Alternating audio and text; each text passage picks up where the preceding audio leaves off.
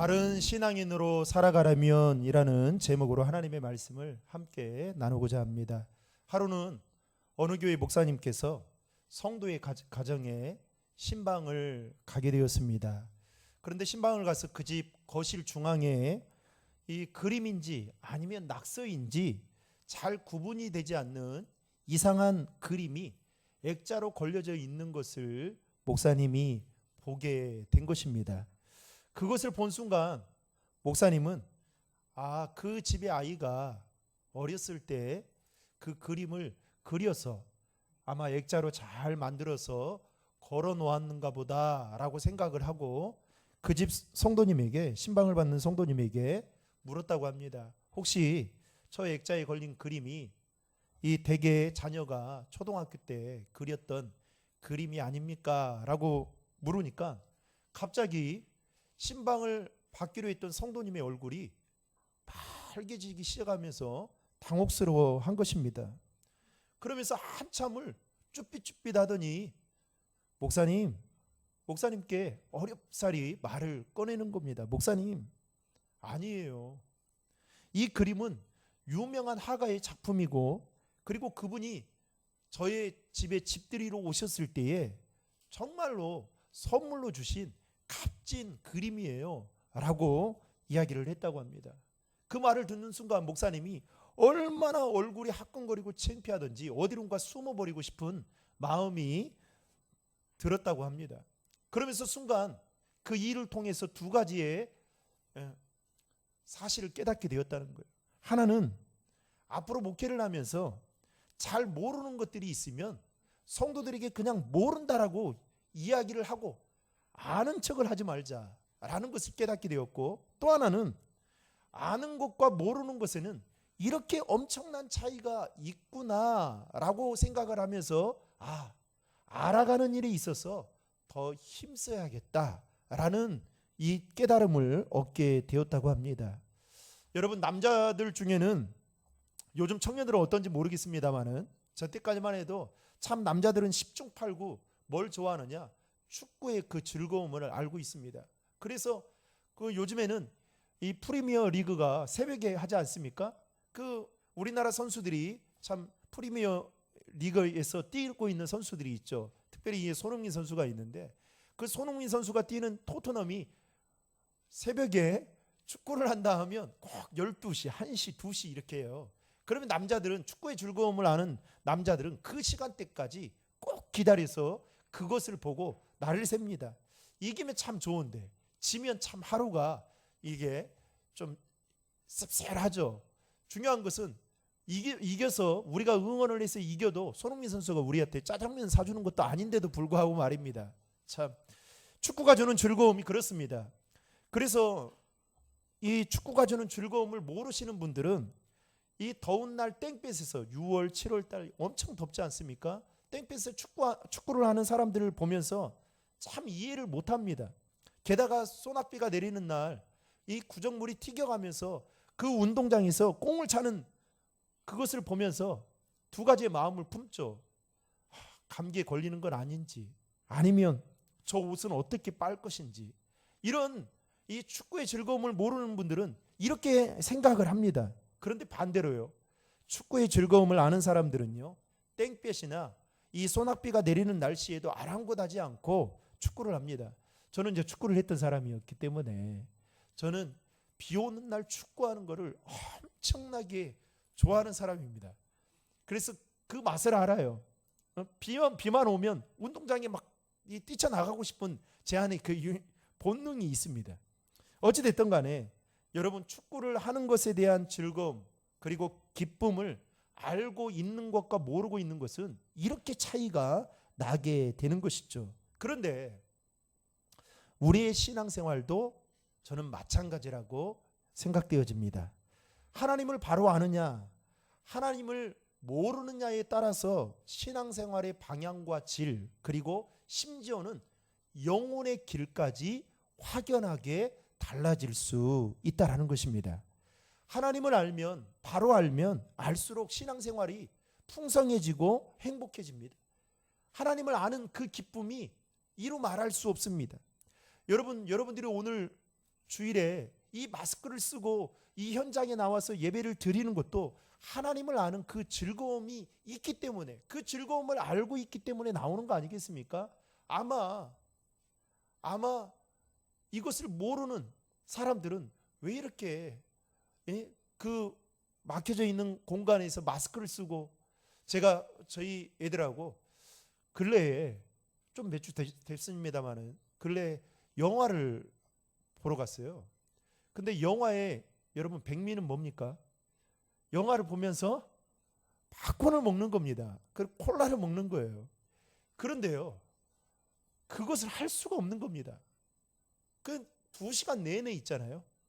그 공간에 갇혀가지고 그걸 보는데 얼마나 지겹던지, 나중에는 졸려서 잠을 자고 있는데 우리 막내가 아빠 자고 있어요 그러는 거예요. 더 감사한, 더 위로가 된 것은 우리 집사람도 자고 있더라고요. 모르는 거죠. 반대로 여러분, 하나님을 잘 모르면요, 신앙생활이 억압받고 구속받는 것처럼 느껴지게 되면서 신앙생활에 기쁨이 사라지게 됩니다. 그러면서 자꾸만 힘들어지게 되는 것이죠. 여러분, 성경에 보면 예수님께서 이 땅에 오셔서 힘주어서 강조했던 말씀 중에 하나가 뭐냐면 자유함입니다. 즉 신앙의 핵심은 죄로부터 해방, 즉 자유함에 있다라는 것이죠. 그런데 그 자유함은 우리가 어떻게 누릴 수 있느냐? 요한복음 8장 32절에 보면 진리를 알지니 진리가 너희를 뭐 한다고요? 자유케 하리라 라고 말씀하고 있습니다. 진리가 우리를 자유롭게 한다는 것입니다. 그런데 여러분, 이 말씀보다 이 말씀 앞절의 구절이 더 핵심인데요. 거기에 보면 이렇게 말합니다. 진리가 우리를 자유롭게 하는 데 있어서 그냥 자유를 우리가 누리는 것이 아니라 진리를 알진이라는 말씀이 있습니다. 중요한 것은 뭡니까? 우리가 진리를 통해서 자유함을 누리기 전에 먼저 진리 되신 주님을 알아가야 한다라는 것이죠. 즉 우리가 자유함을 누리기 위해서는 진리 되신 주님을 알 때 비로소 그 자유함을 누릴 수 있다라는 것입니다. 이처럼 아는 것과 모르는 것은 신앙생활에 있어서도 엄청난 차이가 있다라는 것이죠. 사랑하는 성도 여러분, 오늘 이 시간 저와 여러분들이 예배를 드리는 이 시간 속에 진리 되신 주님을 바로 알아가는 은혜가 있기를 주님의 이름으로 축복합니다. 그 아는 기쁨을 저와 여러분들이 동시에 누릴 수 있는 은혜가 있기를 주님의 이름으로 축복합니다. 오늘 본문인 호세아서 말씀은 이스라엘 백성들의 타락과 그리고 우상 숭배에 관한 말씀을 기록하고 있는 내용이라 할 수 있습니다. 그런데 여러분, 호세아서를 잘 눈여겨보면 이스라엘 백성들이 하나님을 버리고 싶어서 또는 떠나고 싶어서 그들이 떠났던 것이 아님을 알 수 있습니다. 대부분의 이스라엘 백성들은 자신들이 하나님을 떠난지도 모르고 있었던 상황이었습니다. 게다가 그들은 자기들 스스로 여전히 신실한 신앙인으로 그렇게 착각하고 착각 속에 빠져 있었습니다. 왜냐하면 베델과 단이라는 곳에 그들이 세워진 금송아지를 보면서 뭘 하기 시작했냐면 여호와 하나님이라고 부르고 있었습니다. 그러니까 그들은 그렇게 부르면서 하나님께 제사하고 있었기 때문에 그것이 그들의 믿음이라 생각했고 그들의 신앙이라 생각하고 있었던 것입니다. 분명한 것은 하나님의 입장에서 본다면 그것은 분명히 우상 숭배였고 불신앙에 가까운 행동이었습니다. 그렇다면 이스라엘 백성들이 우상 숭배의 길로 접어들고 불신앙의 자리로 접어들게 된 원인이 무엇 때문이었을까? 오늘 말씀에 보면 믿음이 없어서가 아니다. 경험이 없어서가 아니다. 그들의 신앙의 연차가 작아서가 아니다. 무엇 때문이었냐? 하나님을 향한 지식이 없어서였다라고 말씀하고 있습니다. 여러분 6절의 말씀을 같이 화면을 통해 같이 읽겠습니다. 내 백성이 지식이 없으므로 망하는도다. 내가 지식을 버렸으니 나도 너를 버려 내 제사장이 되지 못하게 할 것이요 내가 내 하나님 율법을 잊었으니 나도 내 자녀들을 잊어버리리라. 아멘. 이스라엘 백성들은 물질이 없고 건강이 없고 제사장이 없어서 망하는 것이 아니라 하나님을 향한 바른 지식이 없었기 때문에 망할 것이다라는 것을 하나님은 호세아 선지자를 통해서 말씀하고 있습니다. 그러면서 호세아서 6장 3절에 가서는 하나님께서 호세아 선지자를 통해서 이스라엘 백성들에게 이와 같은 메시지를 외치라고 말씀하고 있습니다. 같이 한번 읽겠습니다. 그러므로 우리가 여호와를 알자, 힘써 여호와를 알자. 그의 나타나심은 새벽빛같이 어김없나니 비와 같이 땅을 적시는 늦은 비와 같이 우리에게 임하시니라 하니라. 아멘. 방금 읽은 말씀에 보면 호세아 선지자는 우리가 여호와를 알자, 그리고 힘써 여호와를 알자라고 권면을 합니다. 그런데 하나님을 아는 데 있어서 그냥 아는 것이 아니고 힘써 알자라고 두 번씩이나 반복해서 강조해서 말하고 있는 것을 보게 됩니다. 여러분, 전도는요, 하나님의 은혜를 아는 자만이 할 수 있는 일입니다. 전도는 하나님이 어떤 분인지 알고 그분에 대해서 확신 있는 사람이 할 수 있습니다. 그래서 여러분, 전도 현장에 가면 우리가 뭐 합니까? 하나님을 알리는 거 아니겠습니까? 그런데 중요한 것은 내가 하나님을 알지 못한다? 그러면 야, 하나님이 어떤 분이야? 라고 물었을 때 우리가 그 부분에 대해서 말할 수 없다면 분명히 우리는 나팔수가 될 수 없는 것이죠. 여러분, 왜 호세아 선지자가 이렇게 여호와를 알자라고 두 번씩이나 힘주어서 강조하면서 말하고 있는 걸까요? 이스라엘 백성들이 알지 못해서 타락했고, 알지 못해서 잘못된 길로 걸어갔고, 알지 못해서 베델과 단이라는 곳에서, 성전과 같은 곳에서 그들이 하나님을 이름을 부르고 있다라고 생각했기 때문에 지금 호세아 선지자는 말하고 있는 것입니다. 여러분, 여기서 알다라는 이 말은 제가 아마 새벽 기도회 때 말씀을 드렸던 적이 있는데 히브리어로 야다라는 말입니다. 그런데 이 야다라는 말은 어떤 단순한 정보나 그냥 이름을, 서로 얼굴을 아는 정도의 지식을 말하는 것이 아니라, 여러분, 부부가 서로 결혼을 해서 동거를 하게 되면 어떻게 합니까? 한 공간 안에서 서로 삶을 나누고 또 한 이불을, 싸우더라도 한 이불을 덮으면서 그야말로 모든 것들을 나누지 않습니까?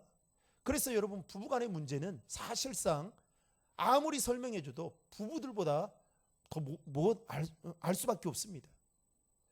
그저 그런 것처럼 서로에 대해서 깊숙이 아는 것, 그것도 오랜 시간 동안은 친밀한 교제를 통해서 아는 것이 바로 야다라는 것입니다.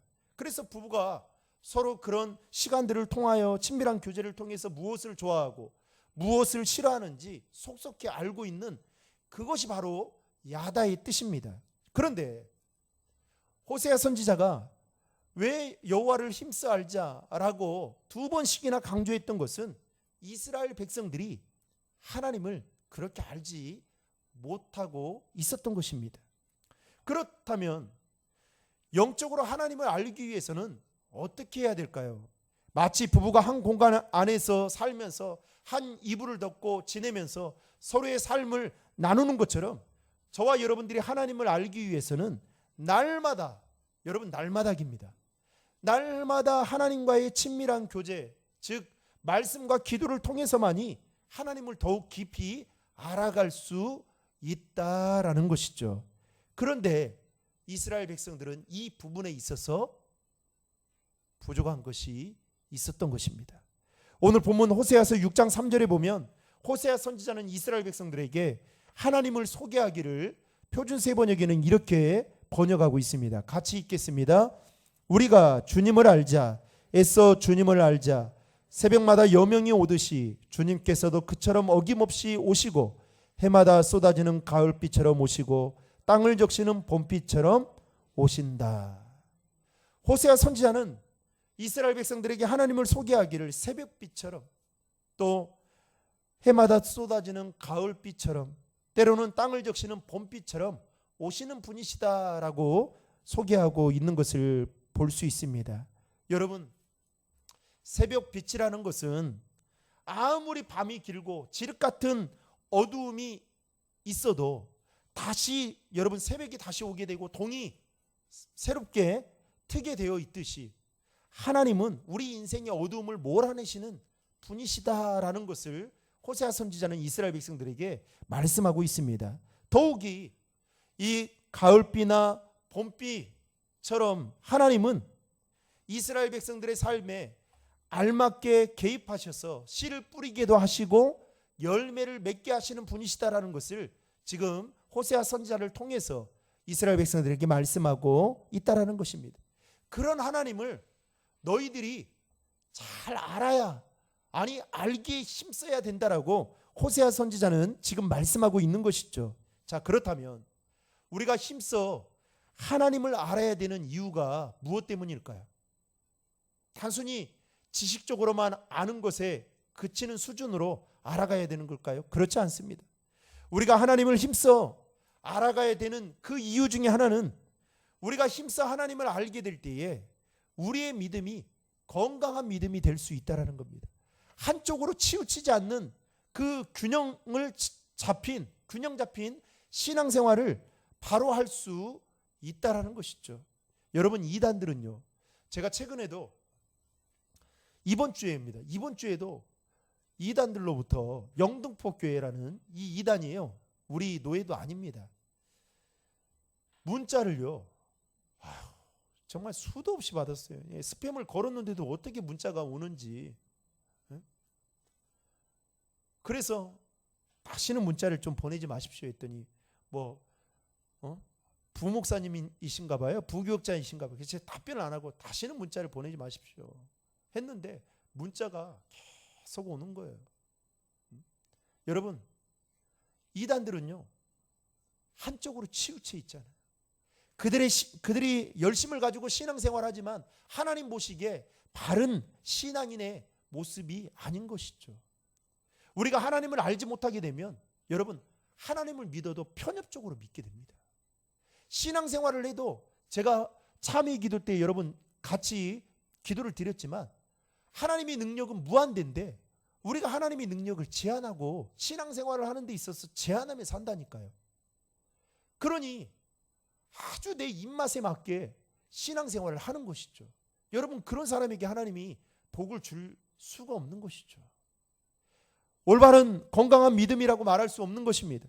바른 신앙인으로서의 삶을 살 수 없는 것입니다. 그래서 하나님을 힘써 알아야 되는 것입니다. 그러나 오늘 호세아 선지자는 하나님을 알기에 힘쓰지 않는 사람들에 대해서 호세아서 4장 9절과 10절에 이렇게 말씀하고 있습니다. 같이 읽겠습니다. 장차는 백성이나 제사장이나 동일함이라. 내가 그들의 행실대로 벌하며 그들의 행위대로 갚으리라. 그들이 먹어도 배부르지 아니하며 음행하여도 수요가 늘지 못하니 이는 여호와를 버리고 따르지 아니하였음이니라. 아멘.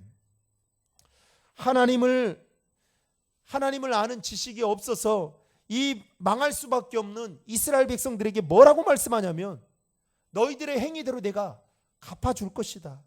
결국 너희들이 힘써서 열심히 그 노력한 대가로 무엇을 먹는다 할지라도 배부르지 않게 될 것이다. 아무리 찾아도 찾을 수 없게 될 것이고 결국 그들의 인생의 끝의 결과는 실패와 멸망의 길로 접어들게 될 것이다. 여러분, 하나님을 알지 못하는 자들의 삶의 최종 결과라고 말할 수 있는 것입니다. 독일은요, 전 세계의 신학을 한때 주도했던 나라였습니다. 이 마틴 루터가 종교개혁을 일으켰던 그런 곳이기도 했죠. 그리고 전반적으로 이 신학적으로 중요하게 자리를 잡고 있던 나라이기도 했습니다. 독일 국민의 95%가 기독교인들입니다. 그래서 그들에게는 여러분 종교세가 있어요. 종교세를 그들은 따로 내기도 했고요. 독일의 목사들은 나라에서 월급을 받을 정도로 그야말로 독일은 기독교 국가의 중심지였고 기독교 사상의 핵심이라고 말할 정도로 신학을 더 깊이 공부하기를 원하는 분들은 늘 독일을 잊지 않고 그곳에 가서 공부를 하곤 했습니다. 왜냐하면 신학적으로 매우 우수한 나라였기 때문입니다. 그런데 이러한 독일이 2차 세계대전 때에 엄청난 일을 하게 됩니다. 그들은 전쟁의 장본인이었던 히틀러에게 경례를 하는 데 있어서 손을 들고 하이 히틀러 이렇게 경례를 하기 시작했습니다. 여러분, 경례의 구호였던 하일이라는 이 말의 뜻은요, 승리, 만세, 구원이라는 의미가 담겨져 있습니다. 그리고 그 이름 뒤에 히틀러라는 이름을 붙이게 된 것은 한마디로 이런 뜻입니다. 히틀러요, 승리하게 하소서. 히틀러요, 구원해 주옵소서. 이 뜻이 이 안에 담겨져 있었습니다. 1차 세계 대전에서 이 독일이 엄청난 패배를 겪잖아요. 그러고 나서 그로 인한 엄청난 이 패배의 무력감 속에 이 독일 국민들이 다 정말 삶이 힘들어졌습니다. 그러니까 이들 마음속에 어떻게 해요?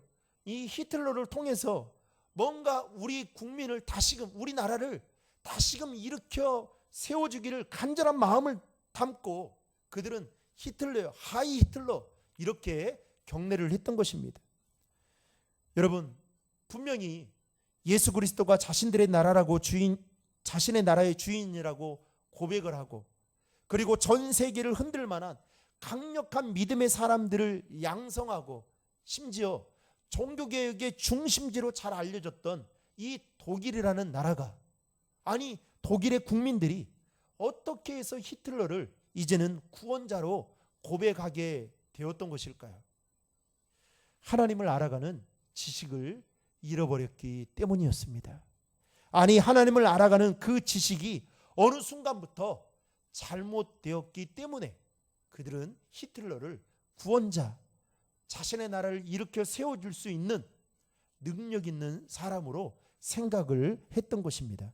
여러분, 결국 이들은 2차 세계대전 당시에 무고한 유태인 600만 명을 죽이게 되는데, 거기에는요, 여러분 100만 명에 넘는 아이들이 죽고 말았다는 것입니다.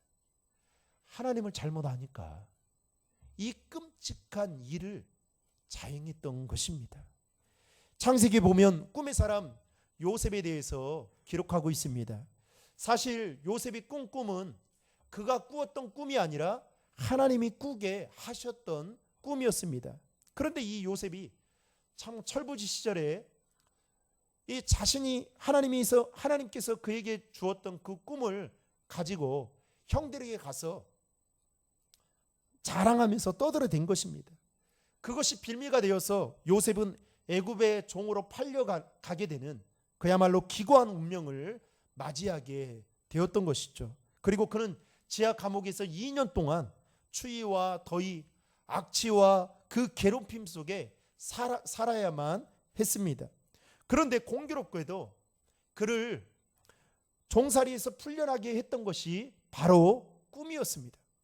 그가 감옥에 있을 때 술 맡던 간원장의 꿈을 해석을 해주었기 때문에 요셉이 풀려나게 된 것이죠.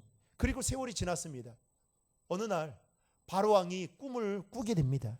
그런데 문제는 바로왕 주변에 바로왕이 꾼 꿈에 대해서 해몽을 해줄 만한 사람이 단 한 사람도 없었습니다.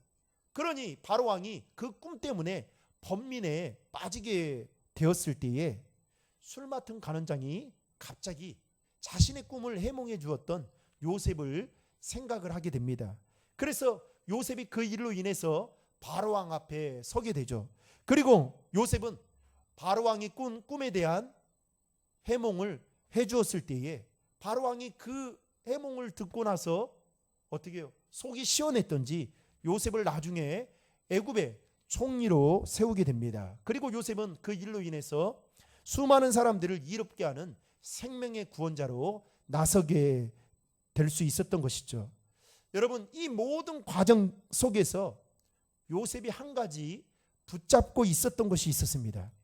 그것은 바로 하나님은 신실하신 분이시다라는 그 사실과 함께 그분에 대한 확고한 믿음이 있었기 때문입니다. 다시 말하면 하나님이 어떤 분인지에 대해서 요셉은 정확하게 알고 있었고, 그 하나님을 믿는 그 믿음을 가지고 그는 그의 상황이 힘들고 어려움 속에서도 그는 결코 절망하거나 좌절하지 않고 그 하나님을 붙잡고 의지할 수 있었다라는 것입니다. 사랑하는 성도 여러분, 우리가 가진 지식으로는 온전히 다 하나님을 알아가기 힘듭니다. 알 수 없습니다. 그러나 우리가 신앙생활하는 데 있어서 만큼은 여러분, 무엇이 잘못된 것이고 무엇이 틀린 것이고 무엇이 나는 좋아해서 하지만 하나님이 기뻐하지 않는 일이다라고 여러분 알 수 있을 만큼 우리가 하나님을 알아가는 데 있어서 힘써야 된다라는 것이죠. 그래서 여러분, 예수를 믿는다는 것은 사실 내 감정과 내 기분 따라 살아가는 것이 아니라 하나님이 우리가 무엇을 했을 때 하나님이 무엇을 기뻐하고 좋아하시는지를 알고 살아가는 것이 바로 신앙생활이라 할 수 있는 것입니다.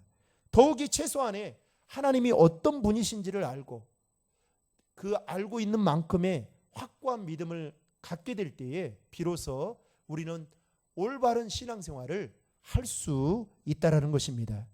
오늘 이스라엘 백성들은 하나님을 아는 지식이 없었습니다.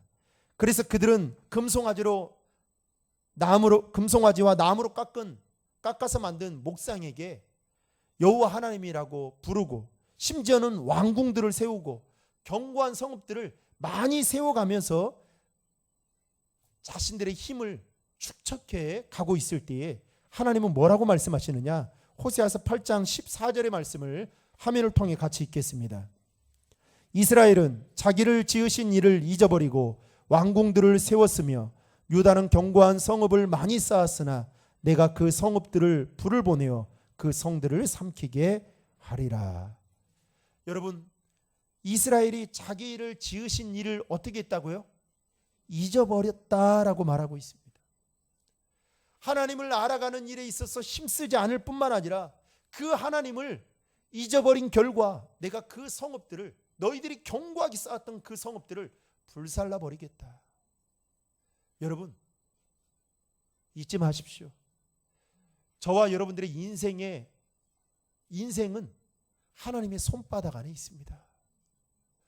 우리 교회에 여러분 존재도 하나님 손 안에 달려 있어요. 여러분, 하나님이 훅 불면 다 날아가게 되어 있습니다. 오늘 제가 말씀을 준비하고 이제 내려오려고 하는데 우리 한혁 안수 집사님이 그 장문의 카톡을 저에게 보냈어요. 그러면서 지난주에 이게 말씀을 드려도 되는지 모르겠습니다만은 지난주에 자신의 그 집사님 조카가 코로나 때문에 세상을 떠났다는 거예요. 43살밖에 되지 않았는데. 그래서 너무 마음이 아프고 아프다고, 그래서 목사님 오늘은 온라인으로 뭐 여러 가지 사정 때문에 드리겠습니다, 이런 거예요. 여러분, 우리 인생 아무도 알 수 없습니다. 정말 한 치 앞도 알 수 없습니다. 그런데 우리는 어떻게 해요? 우리의 인생에, 우리의 생명이 하나님 손에 달려 있는데도 불구하고 그 하나님을 알아가는 일에 있어서 힘쓰지도 않을 뿐만 아니라 어떻게 해요? 하나님을 믿는다고 하면서 일주일 내내 말씀 한 장 안 읽는 거예요. 기도하지 않는 겁니다. 여러분, 그 하나님의 마음 아프심을 여러분 아십니까? 여러분, 부부간의 관계도 더 발전되려면 어떻게 해야 돼요? 서로 알아가야 돼요. 저도 우리 집사람 눈치를 얼마나 보는지 몰라요. 잘 몰라서 그래요, 여러분. 안다고 하지만 벌써 이제 19년 차인데 안다고 하는데도 잘 몰라요. 진짜 모릅니다. 그래서 눈치를 막 보는 거예요. 그러면서도 맞춰가는 거예요. 여러분 하나님을 진짜 제대로 아십니까? 알아서 여러분 정말 올바르게 신앙생활 하고 계십니까? 그래서 올 한 해는 여러분 말씀 통독 프로젝트 여러분 열심히 하십시오. 신년 맞이 특별 새벽 기도회 때 여러분 받은 은혜들이 있으면 그거 놓치지 않고 여러분 일주일에 한 번 교회 나와서 기도할 수 있잖아요. 여러분 성경 읽으면 여러분들의 영이 사는 거고 여러분들의 가정이 사는 거 아닙니까? 목사 위에 서는 거 아니지 않습니까? 근데 우리는 너무 분주하게 사는 나머지 하나님을 알아가는 일에 있어서 소홀히 안 하고 살아갑니다. 여러분 남녀 간의 관계도 그렇지 않습니까? 서로 더 알아갈 때 그 안에 있어 기쁨이 있고 서로 더 알아갈 때 서로 더 잘 섬겨줄 수 있는 것처럼 우리가 하나님을 알아가는 일이 있어서 소홀히 하게 된다면 우리는 불균형적인 감각을 잃어버리고 균형을 잃어버린 신앙생활을 할 수밖에 없다는 사실을 기억하시고 사랑하는 성도 여러분, 올 한 해 저와 여러분이 바른 신앙인으로 살아갈 수 있기를 주님의 이름으로 축복합니다. 그러기 위해서 하나님을 알아가는 일에 더욱 힘쓰시길 바랍니다. 말씀과 기도를 통하여 날마다 하나님과의 친밀한 교제를 가짐을 통해서 주님을 알아감으로 인해 하나님 보시기에 바른 신앙인으로서의 삶을 살아가는 저와 여러분 될 수 있기를 주님의 이름으로 축원합니다.